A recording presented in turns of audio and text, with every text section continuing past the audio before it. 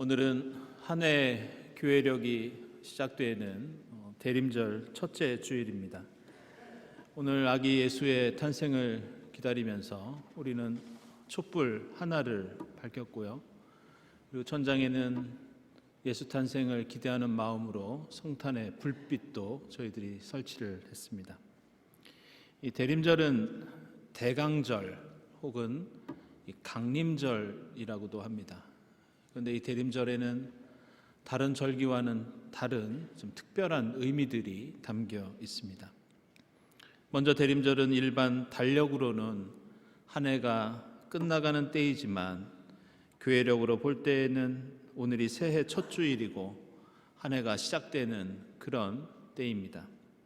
이처럼 대림절에는 시작과 끝, 처음과 마지막이라는 그 의미가 함께 교차되고 공존하는 그런 특징을 갖고 있습니다. 이제 끝이라고 생각하는 지점에서 다시 한번 새롭게 시작하는 절기, 반대로 새로운 한 해를 출발할 때 다시 한번 그 끝과 마지막에 대해서도 묵상하는 절기, 그것이 바로 대림절입니다. 그래서 대림절에는 어두운 절망 가운데에서 희망을 찾고 소망을 갖는 그런 절기이며, 반대로 밝은 성공과 번영 속에서도 종말의 때를 생각하면서 겸손하고 하나님의 뜻을 묵상하는 그런 절기이기도 합니다. 다음으로 대림절은 우리가 잘 알고 있듯이 예수 그리스도를 기다리는 그런 때입니다. 오늘부터 우리는 4주 동안 예수 탄생을 기다리면서 매주 하나의 촛불을 더해 가다가 이제 성탄절이 되면 5개의 촛불을 밝히고 함께 기뻐하고 축하하게 됩니다. 하지만 역사적으로 보면 예수는 이미 2000년 전에 우리 곁에 오셨기 때문에 우리가 아기 예수를 기다린다는 것은 조금은 다른 뜻을 갖고 있습니다. 그것은 당시에 아기 예수를 기다리던 사람들의 처지와 그 상황 속으로 우리가 들어가는 것, 그 자리로 한번 가보는 것, 이것이 대림절의 의미입니다. 당시에 예수를 갈망하는 사람들, 예수를 기다리지 않으면 안 되었던 사람들, 그들의 처지와 상황 속으로 들어가서 예수가 오늘 우리에게 어떤 의미를 갖고 있는지 다시 한번 되새기는 것, 이것도 대림절에서 중요한 우리의 사명입니다. 그리고 그 기다림에 응답하셔서 이 땅에 예수를 보내주신 하나님의 사랑과 은혜에 감사하는 것, 이것도 반드시 우리가 해야 할 신앙의 의무입니다. 그런데 우리가 오늘 한 가지 더 생각할 점은 우리가 기다리는 것은 비단 아기 예수만이 아니라는 겁니다. 아기 예수는 이미 우리 전에 오셨고 우리가 기다리는 예수는 과거 2000년 전의 예수가 아니라 앞으로 우리에게 다시 오실 예수, 재림 예수를 우리는 기다리고 있습니다. 그래서 이 대림절의 기다림은 바로 종말론적인 삶, 종말론적인 신앙이라는 특징을 갖고 있습니다. 지금 우리가 살아가는 현실은 아기 예수가 오셨던 첫 번째 오심, 그리고 앞으로 다시 오실 두 번째 예수의 오심, 바로 그 초림과 재림 사이를 우리는 살고 있습니다. 우리는 그 사이에서 한 해가 끝나가는 이때 교회력의 새해가 시작되는 것처럼 시작하면서도 끝을 생각하고 마지막을 향해 가면서도 매일 늘 새롭게 출발합니다. 처음 오신 예수를 생각하며 마지막 때에 다시 오실 예수를 기다리는 것, 이것이 대림절 신앙의 핵심이라고 할 수 있습니다. 이런 이유로 오늘 대림절 첫째 주일을 맞이하여 우리가 함께 읽은 말씀들 속에는 모두 종말에 관한 내용들이 등장합니다. 오늘 이사야서 말씀을 보면 바빌론 포로라는 이스라엘의 종말, 역사의 끝, 역사의 어둠 속에서 빛과 새 출발이 이사야 예언자를 통해서 선포되고 있습니다. 마지막 때에 주님의 성전이 서 있는 산이 으뜸 가는 산이 될 것이며 모든 이들이 주님의 산으로 올라가 주님께서 가르쳐 주시는 그 길을 따를 것이다. 이렇게 말씀합니다. 그러면서 이제 장차 오실 우리의 주님은 민족들 사이의 분쟁을 판결하시고 갈등을 해결하시며 칼을 쳐서 보습을 만들어 주시고 그리고 창을 쳐서 낫을 만들며 칼을 들고 더 이상 싸우지 않고 군사훈련도 전쟁도 폭력도 없게 하실 것이라고 그렇게 약속하고 있습니다. 이것은 우리가 함께 읽은 복음서의 마태복음서 말씀도 마찬가지입니다. 여기에도 종말에 관한 말씀이 나오는데 그 종말은 어느 누구도 알 수 없다. 그러면서 종말의 모습을 다음과 같이 묘사합니다. 두 사람이 밭에 있지만 하나는 데려가고 다른 한 명은 버려둘 것이다. 두 여자가 맷돌을 갈고 있으나 역시 하나는 데려가고 하나는 그대로 버려둘 것이다. 그러므로 깨어있고 준비하여라. 왜냐하면 다시 오시는 재림 예수는 사람들이 생각하지 못하는 바로 그때 오실 것이라고 경고하고 있습니다. 그러면서 오늘 우리가 읽은 이 로마서 13장에서는 이렇게 첫 번째 예수의 오심, 두 번째 오시는 재림 예수 사이에서 과연 우리는 어떤 자세와 어떤 태도를 가지고 어떻게 이 땅을 살 것인지 그것을 우리에게 가르쳐주고 있습니다. 그것은 어둠의 행실을 버리고 빛의 갑옷을 입고 정욕을 채우려고 육신의 일을 꾀하는 것이 아니라 사도 바울은 예수 그리스도로 옷을 입고 종말과 예수를 기다리라고 권면하고 있습니다. 그렇다면 우리가 예수로 옷을 입는다는 것은 무엇을 가리키는가? 성경과 교회의 전통에서 의복이라는 것은 단순히 우리의 몸을 보호하거나 우리 자신을 치장하기 위한 그런 기능만 있었던 것은 아닙니다. 성경에서 옷을 이야기할 때는 몇 가지 특별한 의미가 이 속에 담겨 있습니다. 첫째로 예수의 옷은 능력을 가리킵니다. 아시는 것처럼 마가복음서 5장에서 어떤 여인이 예수의 옷자락을 잡았을 때 이 여인은 오랫동안 질병으로 고통 가운데 있었지만 그 옷을 통해서 그 옷자락을 잡음으로써 이 여인은 치유의 기적을 체험합니다. 열왕기서의 엘리야와 엘리사의 이야기에서도 예언자들이 입고 있던 그 옷은 하나님의 능력을 가리키고 있었고 실제로 기적을 일으키는 하나의 도구였습니다. 따라서 우리가 예수로 옷을 입는다는 것은 예수의 능력을 입는다는 그런 뜻입니다. 종말의 때를 기다리며 이 땅에서 빛의 갑옷을 입고 그 능력으로 세상을 이기며 살아가는 것, 이것이 바로 예수로 옷을 입는 우리의 삶과 우리의 신앙입니다. 둘째로 성경에서 그 옷을 입은 사람의 감정의 상태를 드러내는 하나의 매개체였습니다. 사무엘기를 보면 요나단은 다윗을 사랑하는 마음을 표현하기 위해서 자신의 옷을 다윗에게 줍니다. 요나서나 느헤미야기에서도 볼 수 있듯이 옷은 하나님께 대한 참회와 회개, 슬픔을 표현하는 그러한 매개가 되기도 했습니다.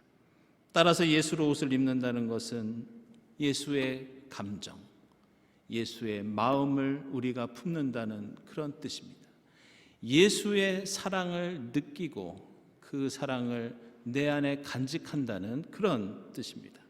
예수가 슬퍼하는 일에 슬퍼하고 예수가 기뻐하시는 일에 함께 기뻐하는 것, 예수가 세상을 바라보는 그 눈과 마음을 우리도 갖는 것, 이것이 예수로 옷을 입는 일입니다.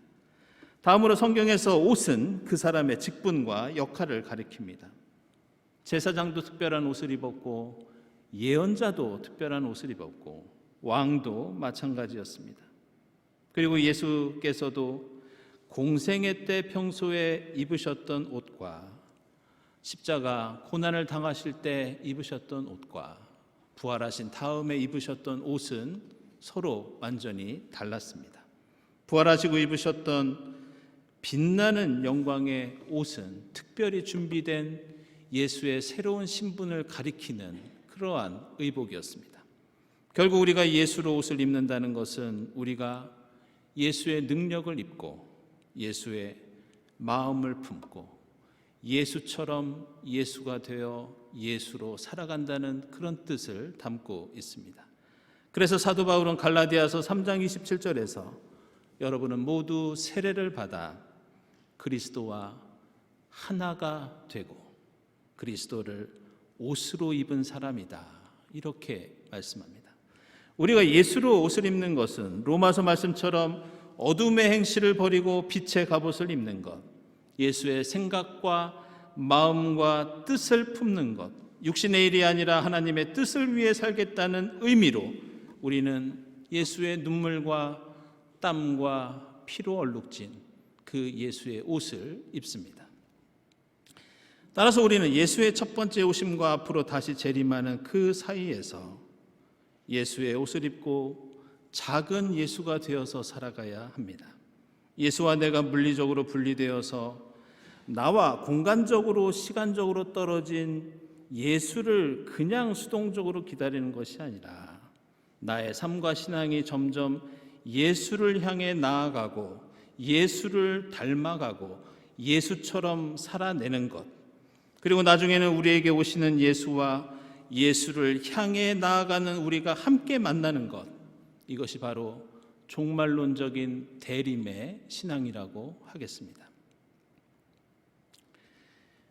전 세계 기독교 국가들 중에서 이 몇몇 나라들이 기념하는 이 축일이 있는데 그 중에서 성 안드레 축일, 성 안드레 기념일이라고 있습니다. 아시는 것처럼 이 사도 안드레는 그 예수의 12 제자들 중에서 한 분이셨는데 특별히 베드로의 형제로서 베드로를 예수께 인도한 사람이 바로 이 안드레입니다. 그리고 전승에 따르면 예수께서 십자가에서 죽으시고 부활하신 다음에 이 안드레는 복음을 전하다가 이 X자 모양의 십자가에 매달려서 순교를 한 것으로 그렇게 교회 전통에는 남아 있습니다.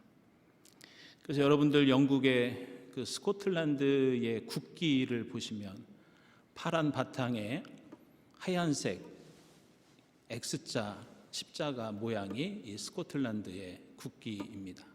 그 이유는 스코틀랜드를 지켜주는 수호 성인이 바로 이 성 안드레이기 때문입니다. 이렇게 성 안드레 축일을 말씀드리는 이유는 오늘 우리가 맞이하는 이 대림절이 이 기념일과 깊은 관계가 있기 때문입니다. 대림절은 성 안드레 기념일인 11월 30일 아니면 이 날과 가장 가까운 주일부터 우리의 대림절이 시작됩니다. 돌아오는 수요일이 성 안드레 축일이고 그 수요일과 가장 가까운 주일이 오늘이기 때문에 우리는 오늘 대림절 첫째 주일을 기념하고 있습니다. 예수를 기다리는 이 대림절은 이 성 안드레의 십자가처럼 원래는 예수의 십자가와 부활을 기억하면서 다른 때보다 더 경건하게 보내던 절기가 이 대림절이었습니다.